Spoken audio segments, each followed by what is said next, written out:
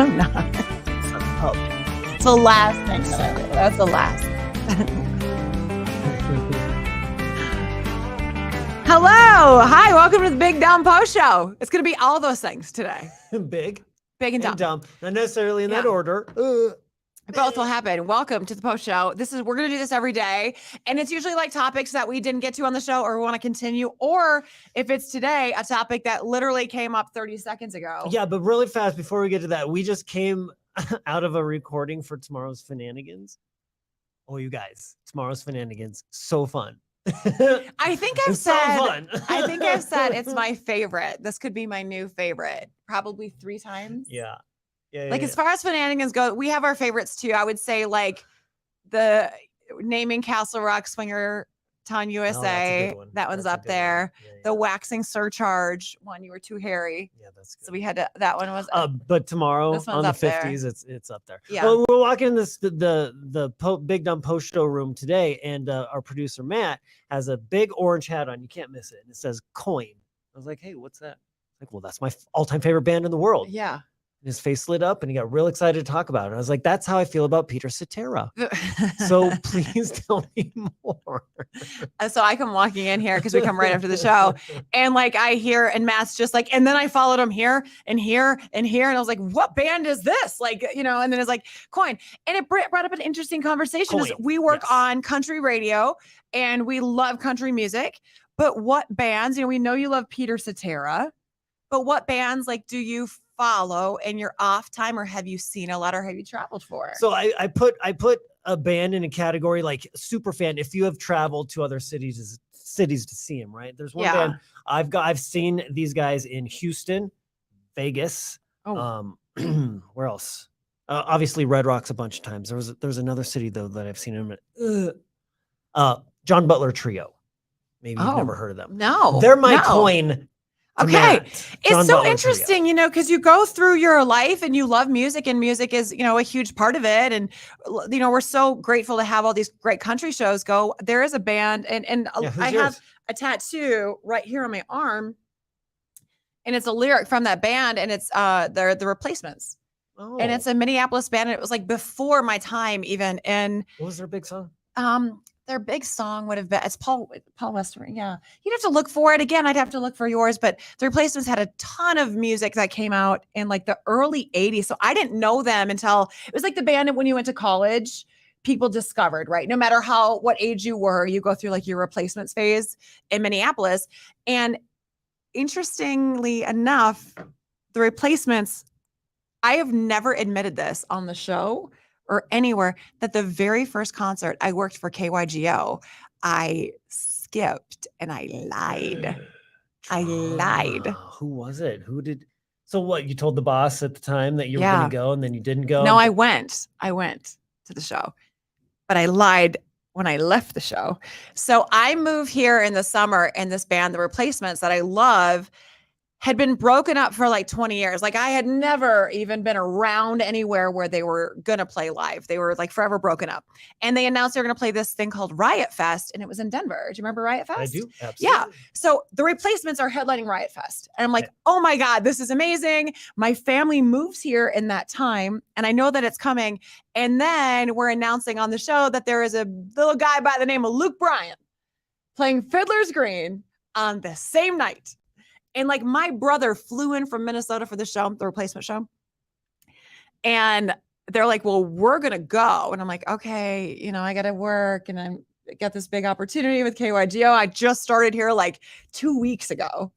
So I go to the show and I see Luke Bryan, and I know I can make it out to Byers.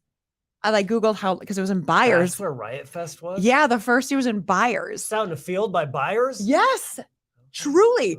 And I Google it and I'm like, I can make it. So they're like, okay, we have to be backstage for like an interview with Luke Bryan at such and such a time. And you bolted. I bolted, pretended it was bad service, then said I couldn't find where I was supposed to go. I love it. I know. And I was like, the lies oh my God. Kept going. I was just like, I have to see this show. And I've always held on to that. Like my first thing here, I felt so bad. Said this out loud? Yes. I have never admitted this, and I currently still work here, so I'm sorry. The interview was handled. It was fine. I don't know. The boss though doesn't still work here, right? That you, No. Flat out lied to and was text. Oh, bad service. Oh, sorry, I couldn't find it. You said stage left. I went stage right. That way, you said this Oh way. my God! Insert tattoo of my favorite band. Was it worth it? 100%. I would not change it for the world. Yeah. It was 100%. Did you worth get it. It up was so close crazy. enough to the stage to really enjoy it, or were you like at the back because you got there late because of Luke Bryan? Luke Bryan's blame. Yes, we should actually tell him that he would like that story more than anything. He'd be like, really? Really? But yeah, so it's just like, it's so fun to know like what people are jamming to. And I would say now like more Lumineers and stuff, maybe. Well, and at that time, so what is that, 10 years ago? Yeah, 10 years ago. 10 years ago, Luke Bryan was on the come up. Yeah, he's playing, I mean, Fiddlers. To play Fiddlers was probably his biggest venue at that point to date in Denver. Yeah. And it was, hey, let's see Luke Bryan. He's kind of a new guy. Oh, that's funny. Oh, I came in Monday morning on the morning show. I was like, he was so good. That one part when he sang that song. And your light kept going to the listeners. Oh, Tracy. I'm coming clean today. We're in the trust tree on our post show. All right, that's pretty good. It was really good. Okay, so we found out this morning also that Denver is the second most hardworking state, or Colorado, second most hardworking state in America. We can relate. You're going to hear it tomorrow on our Finanigans, how hard we worked today. Just so much. To really. The buttons we push. But for real. Yeah, for real. They go by the metric is how many people in the house have jobs and number of jobs. So, if you're a 2-3 income house, I guess in the country, Denver is number 2. Washington, D.C. is number 1. Yes. They're really good at pretending liars, they work. Though. They're lying about it. So with us, a lot of full-time, dual incomes with a full-time, but then the secondary jobs too, even the part-time, which side hustle.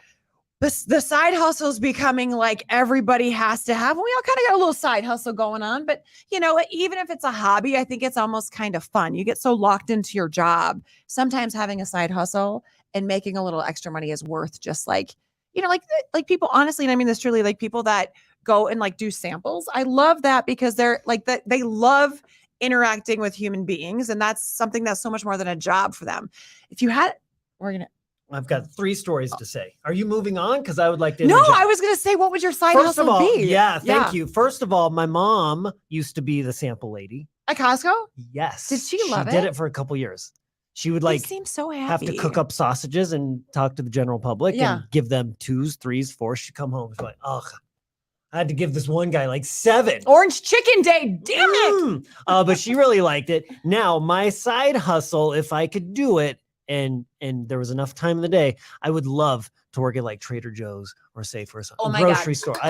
Grocery stores where I go to like clear my brain. I could spend hours at the grocery store just comparing prices. Every aisle. I would go down every aisle. Obviously not with my kids with me because that's a stressful situation. Yeah. But by myself, to go to a grocery store, I could spend a couple hours in a grocery store. I love it so much.